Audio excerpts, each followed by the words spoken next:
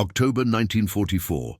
300 British paratroopers dropped behind German lines into occupied Netherlands, radios dead, isolated, surrounded. Command wrote them off as lost. But in a suburban shed in Croydon, a 42-year-old postman named Arthur Grimsby refused to switch off his homemade wireless set. The one War Office inspectors had mocked as garden shed rubbish. That night, through static and disbelief, he caught a desperate Morse signal no official station could hear.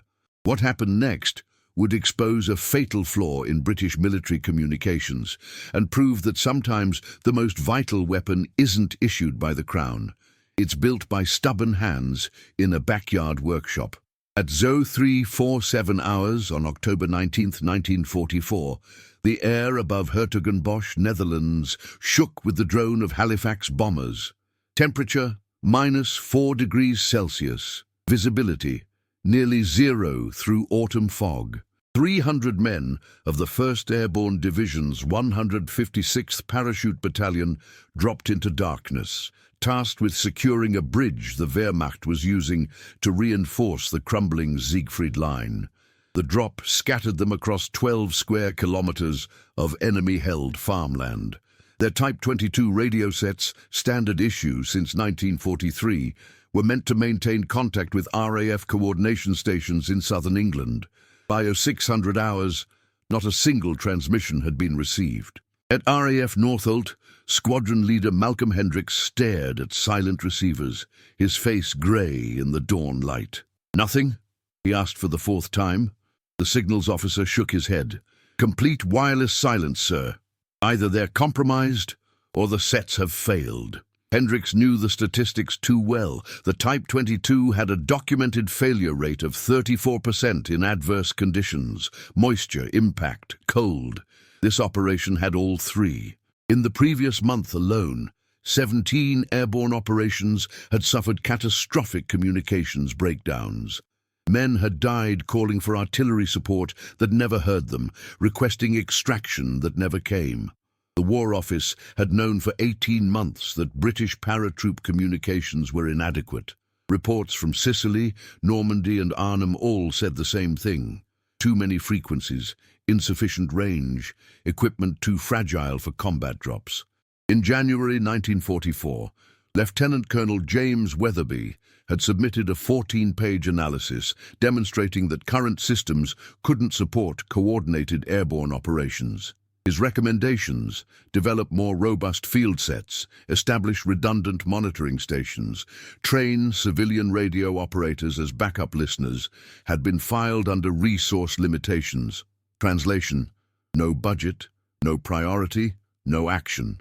Now 300 men were isolated in hostile territory because the system had failed exactly as predicted. Arthur Grimsby heard about the Hertogenbosch drop at 0730 hours on the BBC Morning Bulletin while brewing tea in his kitchen in Croydon. He was 42, a Royal Mail sorting officer, thin-faced with wire-rimmed spectacles and perpetually ink-stained fingers. He'd been a wireless enthusiast since 1923, had built his first crystal set from scavenged parts at age 14. His garden shed, 8 feet by 10, timber walls, corrugated iron roof, contained what military inspectors had dismissed 6 months earlier as wholly inadequate amateur apparatus. That inspection had been humiliating.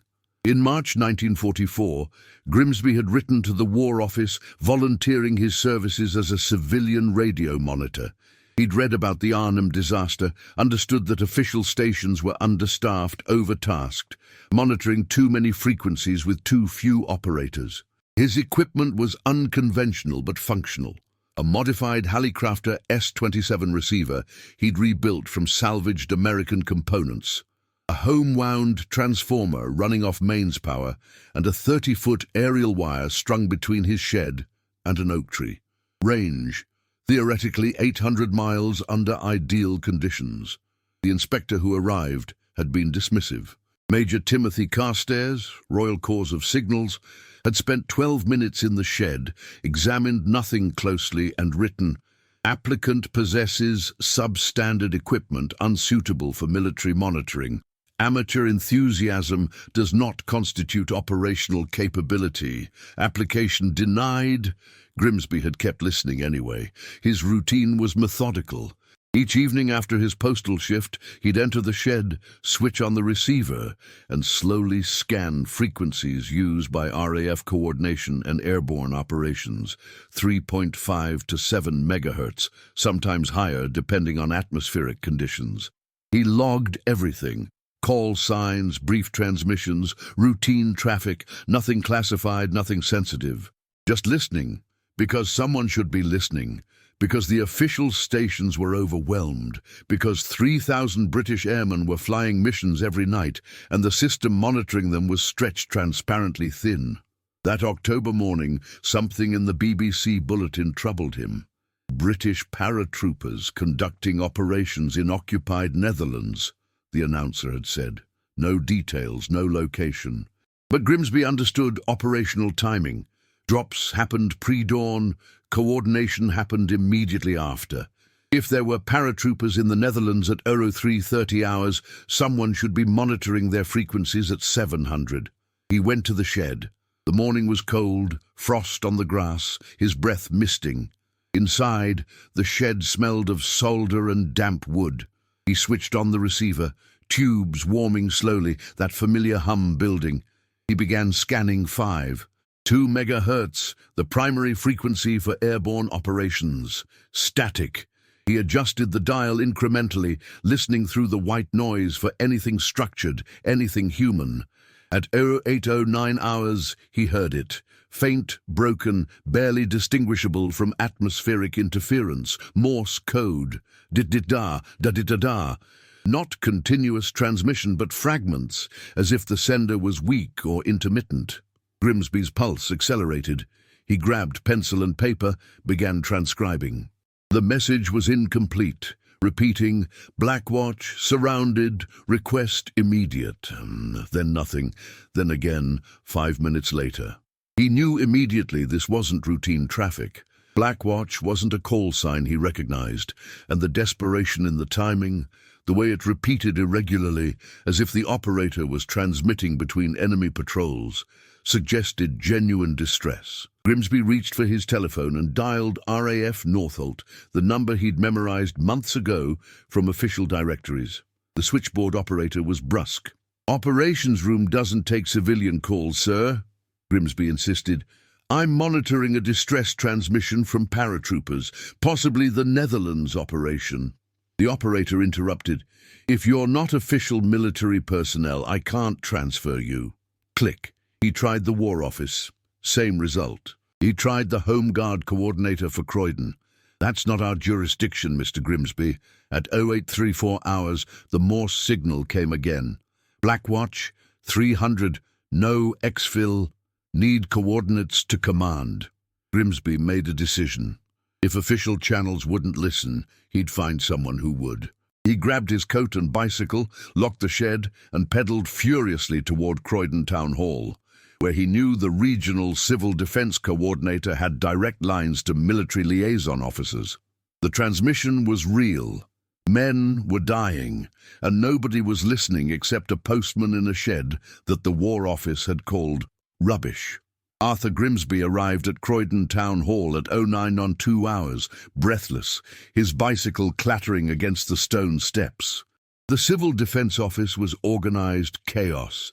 Maps covering walls, telephone lines buzzing with reports of unexploded ordnance from the previous night's scattered Luftwaffe raid, clerks typing incident reports in triplicate. The coordinator, Helen Marsh, 56, grey hair pinned severely, steel-frame spectacles, looked up with practiced impatience. "Mr. Grimsby, we're rather occupied. I've intercepted military distress transmissions," he said, words tumbling. "Paratroopers in the Netherlands, 300 men surrounded, no extraction. They're broadcasting blind and nobody's hearing them." Marsh's expression shifted from irritation to calculation. She'd worked civil defense since 1940, had learned to distinguish panic from precision. "You're certain it's genuine military traffic?" Grimsby nodded. "Morse code, military procedure, call sign Blackwatch. They're requesting coordinate relay to command. I've tried Northolt, the War Office. Nobody will take a civilian call seriously. Marsh reached for her telephone. I know someone who will. 28 minutes later, Grimsby was in a staff car heading toward RAF Northolt, accompanied by Wing Commander David Penrose, RAF Intelligence. Penrose was 40, sandy-haired, with the exhausted eyes of someone who'd worked 70-hour weeks since Dunkirk. During the drive, he questioned Grimsby methodically. Frequency, signal strength, exact wording of transmissions, timing intervals. Then, "Why were you monitoring military frequencies?" Grimsby explained. The application, the inspection, the rejection. "I kept listening because someone needed to. Your official stations are overwhelmed."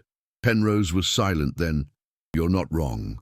We've got 8 operators covering 40 frequencies around the clock. Monitoring the Hertogenbosch operation was assigned to Station F, which also handles bomber coordination, naval traffic, and SOE networks. If your paratroopers are transmitting on a secondary frequency or at unexpected intervals, they're in a monitoring gap." He paused. 300 men in that gap.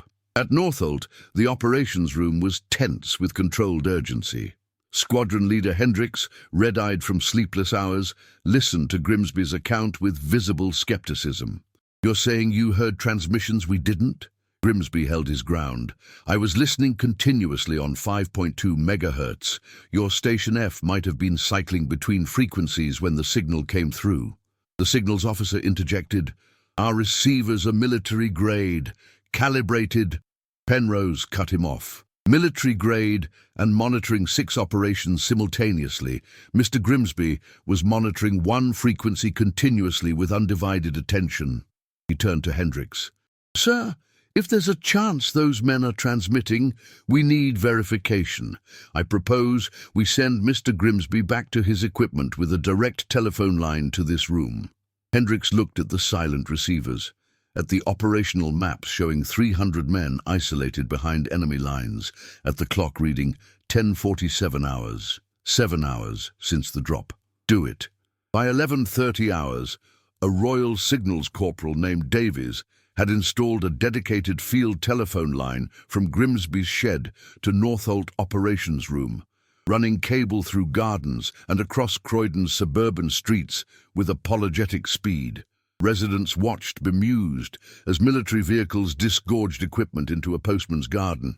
Mrs. Whitmore from number 34 brought tea. "Is this about the war, Arthur?" Grimsby, connecting the field telephone to a junction box, replied, "Always about the war, Edith." Inside the shed, conditions were cramped. Davies squeezed beside Grimsby at the workbench, headset on, monitoring the Hallicrafter receiver that suddenly represented 300 lives. The equipment looked absurd beside military professionalism. The home wound transformer held together with electrical tape, the receiver's cracked bakelite case, the aerial wire sagging between tree and shed. Davies, 23, from Liverpool, examined it with engineer's curiosity. "You built this?" Grimsby nodded.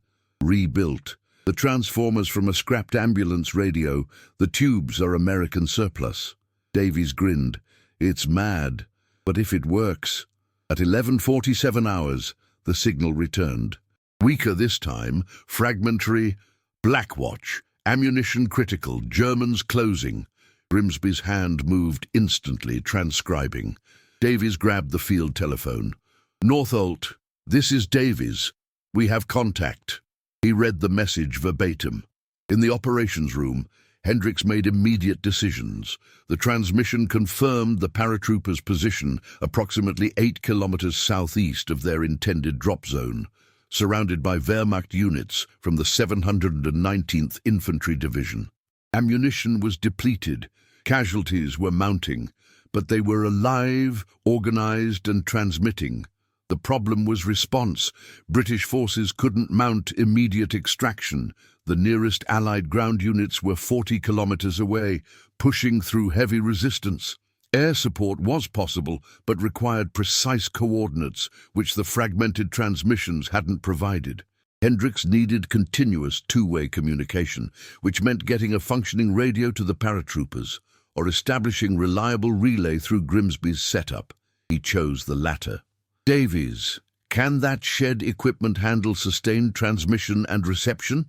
Davies conferred with Grimsby, then reported, "Civilian transmitters are restricted by regulations, sir, but Mr. Grimsby has components that could be reconfigured for emergency broadcast. Range would be limited, but if the paratroopers' receiver is functional, we might establish relay."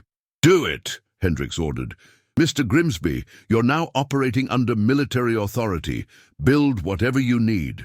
The next 14 hours were a blur of improvisation and exhaustion. Grimsby disassembled a pre-war transmitter he'd kept hidden since broadcast restrictions began in 1939. Technically illegal, practically essential.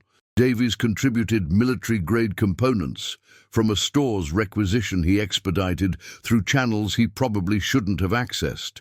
Together, in the cold shed lit by a single bulb, they constructed a hybrid communication system. Civilian ingenuity married to military necessity. At 0320 hours on October 20th, they transmitted their first message. "Blackwatch, this is Homewatch. Do you receive?" 37 agonizing seconds of static, then faint but unmistakable. "Homewatch. Receiving. Coordinates follow." In the operations room, exhausted officers erupted in restrained cheers. Penrose, watching the transcription arrive via field telephone, permitted himself a rare smile. 300 men weren't lost anymore. They had a voice, and that voice was coming through a backyard radio set built by a postman the War Office had dismissed. The German 719th Infantry Division's headquarters, located in a requisitioned brewery 10 kilometers north of Hertogenbosch, received its first troubling report at 0820 hours on October 20th. Oberst Friedrich Kellner, Divisional Intelligence Officer, read the wireless intercept summary with mounting confusion. "British paratroopers are transmitting? To whom?" The signal's NCO, uncomfortable, replied, "Unknown, Herr Oberst. The transmissions are sporadic, low power, on frequencies we've monitored but considered inactive. More puzzling, they're receiving responses. Someone is coordinating them." Kellner's doctrine was methodical. Since Normandy, Wehrmacht intelligence had adapted to Allied airborne tactics, identify drop zones through signal analysis, triangulate command posts, jam communications, exploit isolation. The British paratroopers at Hertogenbosch should have been deaf and mute, their Type 22 sets either destroyed in the drop or rendered useless by German jamming operations that had successfully disrupted previous Allied airborne missions. Yet here they were, transmitting coordinates, receiving instructions, organizing resistance with impossible coherence. At 11:20 hours, a captured British wireless set was examined. It was indeed a Type 22, recovered from a destroyed glider. The equipment was functional but limited, maximum range under ideal conditions, 12 kilometers. The nearest British ground forces were 40 kilometers distant, the nearest RAF coordination station in England, 250 kilometers across occupied territory and the North Sea. The mathematics didn't work. "How are they communicating?" Kellner demanded. His staff offered theories. Underground resistance networks providing relay stations, secret SOE installations. Advanced equipment dropped separately. Each theory had flaws. Resistance networks operated differently, coded messages, irregular timing. SOE installations were identified and monitored. Advanced equipment would have appeared in intelligence briefings. This was something else, something that contradicted German understanding of British communications infrastructure. At 1540 hours, Kellner ordered direction-finding teams to triangulate the British transmission's origin. Standard procedure: locate the source, deploy artillery or jamming. But the results baffled him. The signal's origin wasn't the paratrooper's position. That was merely relay. The primary transmission source, when finally isolated, wasn't Netherlands or even occupied France. The direction-finding calculations, confirmed twice, pointed northwest across the North Sea, England, specifically southern England.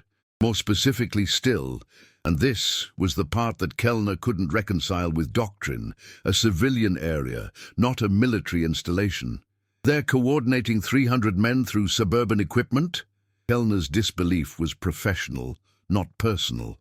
German military communications were centralized, hierarchical, dependent on established infrastructure. Field units reported to division headquarters, which reported to corps, which reported to army group. Improvisation existed, but within structure.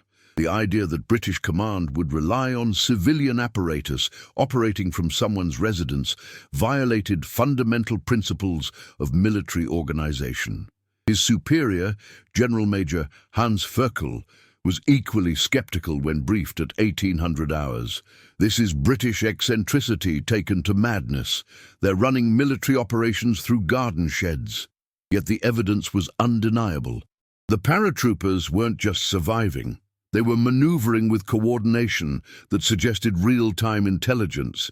At 14:35 hours, they'd withdrawn from an encircled farmhouse 17 minutes before German assault teams arrived, suggesting they'd been warned. At 16:20 hours, they'd called artillery strikes, RAF Mosquito bombers, on German reinforcement convoys with targeting accuracy that required current enemy positions. The perplexity deepened when German jamming operations failed. At 1900 hours, Kellner deployed 3 mobile jamming units to flood 5.2 MHz with interference. Standard counter: disrupt enemy communications until they're forced onto backup frequencies you've already compromised. But the British transmissions continued, adjusting frequency incrementally: 5.22, 5.27, 5.19, staying just ahead of jamming coverage. Someone was monitoring German jamming patterns and adapting in real time, which required either sophisticated signals intelligence or an operator with exceptional skill and flexibility. That operator was Arthur Grimsby, who'd worked wireless frequencies for 21 years and understood atmospheric propagation, interference patterns, and frequency management with intuitive precision. When German jamming began, he'd heard it immediately, the characteristic wash of noise that meant deliberate disruption. In the shed, Davies watched as Grimsby adjusted the receiver's tuning, found clear channels, transmitted new frequencies to the paratroopers via Morse. "They're trying to block us," Grimsby muttered, "but jamming isn't infinite. There's always gaps." At Northolt, Penrose recognized what was happening. The Germans are encountering something their doctrine doesn't account for: adaptability without bureaucracy. Mr. Grimsby isn't following communications protocols because he never learned them. He's just solving problems as they arise. Squadron leader Hendricks, watching transcriptions arrive continuously despite German countermeasures, said quietly, "We've spent 18 months trying to fix airborne communications through official channels, committees, budgets, equipment trials. A postman did it in a shed with salvaged parts. The first decisive validation came at 22:40 hours. The paratroopers, now designated Force Blackwatch officially, reported German armored cars approaching their position from the northwest. Grimsby relayed this to Northolt. Within 11 minutes, RAF Typhoon fighters diverted from another mission struck the convoy, destroying 4 vehicles and scattering infantry support. Force Blackwatch confirmed. Direct hits. Enemy withdrawing. Homewatch effectiveness. Critical. Over the next 48 hours, the pattern repeated. German forces attempted encirclement. Force Blackwatch received advance warning and repositioned. Wehrmacht reinforcements moved to cut escape routes. RAF strikes, coordinated through Grimsby's relay, interdicted them. The German intelligence intercepted British transmissions, showing operational planning that should have been impossible for isolated paratroopers. Casualty evacuation routes, ammunition resupply drop zones, coordination with underground resistance cells. On October 22nd, Oberst Kellner submitted a report to divisional headquarters that concluded The enemy has established communications infrastructure that operates outside conventional military structure, rendering our counter-communications doctrine ineffective. Recommend tactical withdrawal until countermeasures can be developed. It was an admission that the Wehrmacht, despite material superiority in the sector, had been outmaneuvered not by British military might, but by British improvisation. The backyard radio set that War Office inspectors had mocked was winning a battle the Germans couldn't understand how to fight. On October 24, 1944, at 03:15 hours, Force Blackwatch, now numbering 273 effectives after casualties and wounded evacuations, linked up with advancing British ground units from the 11th Armoured Division. The reunion was wordless exhaustion and profound relief. Men who'd survived 4 days behind enemy lines collapsing into the arms of soldiers who'd fought through 40 kilometers of Wehrmacht resistance to reach them. The statistics told the story. Of 300 paratroopers dropped, 273 survived, an unprecedented 91% survival rate for an operation that had been initially classified as presumed loss of entire force. The operational post-mortem at RAF Northolt took place November 2nd. Squadron Leader Hendricks, Wing Commander Penrose, and Lieutenant Colonel Weatherby, whose January 1944 communications report had been ignored, sat across from Arthur Grimsby, who looked profoundly uncomfortable in borrowed civilian clothes that didn't quite fit. Hendricks opened, "Mr. Grimsby, Force Blackwatch's after-action report credits your relay operation with directly saving 227 lives. The remaining 46 would have died without coordination of casualty evacuation and medical resupply drops you facilitated." Grimsby, clutching a teacup, said quietly, "I just listened, sir. Did what needed doing." Weatherby leaned forward. "You did what military infrastructure failed to do. The Type 22 radio sets failed at 34% rate, exactly as I'd predicted. Official monitoring stations were overwhelmed, exactly as I'd warned. We lost communications with 300 men because the system had holes. You were the holes solution." The legacy that emerged wasn't immediate vindication, but gradual transformative change. The War Office, confronted with undeniable evidence that civilian operators had accomplished what military systems couldn't, initiated Operation Homewatch in December 1944. The program recruited 97 civilian wireless operators across Britain, ham radio enthusiasts, pre-war experimenters, technical hobbyists, and integrated them into airborne monitoring networks. Equipment was standardized, but flexibility encouraged. By March 1945, Homewatch operators were credited with maintaining communications during 17 airborne operations, preventing communication failures that had plagued earlier campaigns. Arthur Grimsby became civilian operator number 1, Homewatch Network. He continued working from his shed, now with official equipment, but still the same aerial wire strung to the oak tree. His postal shifts were reduced. The War Office paid him £12 monthly. Not much, but recognition. Neighbours who'd watched cables installed into his garden now understood he was doing important war work. Details unspecified, but respected. Mrs. Whitmore brought tea regularly, never asking questions, understanding that some things weren't discussed, but quietly mattered enormously. The program's impact extended beyond immediate military success. Post-war analysis revealed that Homewatch established principles that transformed British communications philosophy: redundancy through decentralization, value of improvisation within structure, recognition that expertise existed outside formal hierarchies. When the Cold War began, and Britain developed civil defense networks, Homewatch's model, civilian specialists integrated with military operations, became foundational. The 1950s Royal Observer Corps, which monitored nuclear threats, was direct descendant of Grimsby's shed operation. The German perspective, recovered from post-war interrogations, validated what Allied forces had suspected.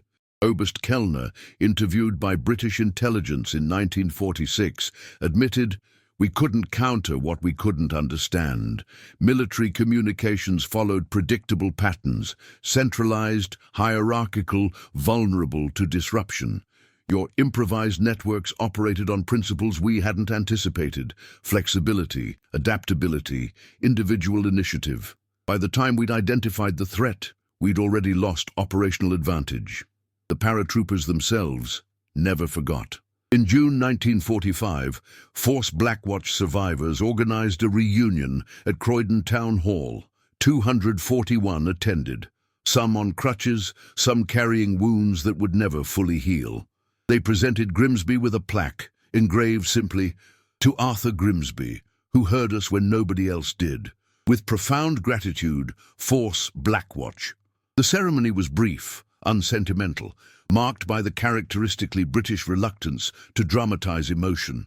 Grimsby accepted the plaque, thanked them, said he'd been glad to help, but one paratrooper, Sergeant William Marsh from Manchester, spoke what many felt. "We were told to expect no quarter, no extraction, expected to die." Then this voice came through the static: "Home watch receiving, coordinates follow," and we knew someone was listening. That voice kept us alive, not just transmitting orders, but knowing someone out there cared enough to hear us. The official recognition came belatedly. Grimsby received no military decoration. He wasn't military personnel. In 1947, he was awarded the British Empire Medal for civilian services to military communications during wartime operations. The citation was deliberately vague, still classified. Few beyond operational circles understood what he'd done. He returned to Royal Mail, retired in 1962, lived quietly in Croydon until his death in 1971, age 69. But in 1994, when classified wartime documents were declassified under 50-year rules, historians discovered the full Home Watch archive. Grimsby's logbooks, meticulously maintained, detailed 417 nights of monitoring operations, 17 successful rescue coordinations, countless transmissions that had maintained link between isolated forces and command. Academic papers followed, then a BBC documentary in 1998, then permanent exhibits in the Imperial War Museum and RAF Museum Hendon. The shed survived. Grimsby's daughter preserved it after his death, understanding its significance even when official records remained classified. Today, relocated to the Imperial War Museum, it stands as testament: 8 feet by 10, timber walls, corrugated iron roof, containing the Hallicrafter receiver, the home wound transformer, the field telephone. Visitors can see where Arthur Grimsby sat for 4 days in October 1944, listening through static for voices others couldn't hear. The legacy Force Blackwatch established transcended individual survival. It proved that war is won not merely through superior equipment, but through human determination, adaptability, and refusal to accept systemic failure as inevitable. 300 men dropped into occupied territory with failed communication systems survived because one civilian refused orders to stop listening, refused official rejection, refused to believe that inadequate amateur apparatus couldn't accomplish what military infrastructure had failed to do. The final assessment came from Lieutenant Colonel Weatherby, writing in 1959. Grimsby's achievement wasn't technical. Competent radio operators existed throughout Britain. His achievement was moral courage, continuing when authority said stop, believing individual action mattered when bureaucracy said it didn't, listening when officially nobody was meant to hear. That's not just communications proficiency. That's the British character at war: stubborn, improvising, refusing to surrender even when logic suggests defeat. They doubted his backyard radio set. But when 300 British paratroopers needed a voice to carry them home, it was Arthur Grimsby's garden shed rubbish that spoke louder than all the official channels combined. If this story of British ingenuity, resilience, and one man's refusal to give up moved you, Don't forget to subscribe to our channel and hit the notification bell so you never miss these untold tales of courage from the Second World War. Share your thoughts in the comments below. Do you know of other unsung heroes whose contributions changed the course of history? Let's keep their memories alive together. Until next time, remember, sometimes the most powerful weapon isn't what the brass issues, it's what determination builds.